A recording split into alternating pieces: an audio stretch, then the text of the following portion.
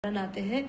बड़े से बड़ी बेहद की आत्मा का जो जब ये अहंकार उनके आगे आता है ना, आड़े आता है, उनको पता ही नहीं चलता है कि उनकी प्रतिक्रिया कब ऐसी हो जाती है। कभी वो ज्ञान छोड़ देते हैं, कभी वो मेडिटेशन छोड़ देते हैं, कभी वो किसी का संग कर रहे होते हैं। संगति होती है, जैसे मान लो बेहद के परिवार में इतनी सारी संगति हो रही है जिसमें तुम ज्ञान ध्यान योग कर रहे हो, मिल रहे हो। हम ये भूल जाते हैं कि ये जो लक्ष्य हमें दिया गया है, ये लक्ष्य हमारा व्यक्तिगत नहीं था। ये कलेक्टिवली हम लोगों को बापूजी ने इस लक्ष्य से जोड़ा है।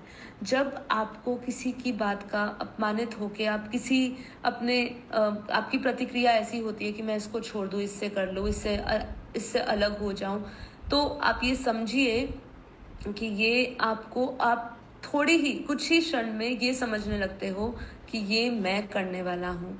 तो ऐसा नहीं है। ये आपको हमेशा ध्यान रहना चाहिए कि ये ज्ञान, ये लक्ष्य, सब कुछ हमें बापूजी ने समझाया। हम तो ऐसे ही भटक ही रहे थे। तो इसीलिए जो महाज्ञानी है ना, इसलिए महाज्ञानियों का सबसे बड़ा अहंकार जो है ना, जितना बड़ा ज्ञानी उसका अहंकार भी बड़ा। इसलिए जब तक आप अनुभव से नहीं गुजरोगे, जब तक आपको आत्मा का अनुभव नहीं होगा, तब तक निंदा और स्तुति जो है आपको परेशान करती रहेगी। इसीलिए इसका सबसे अच्छा उपाय ये भी बताया गया है कि आप समर्पण करिए।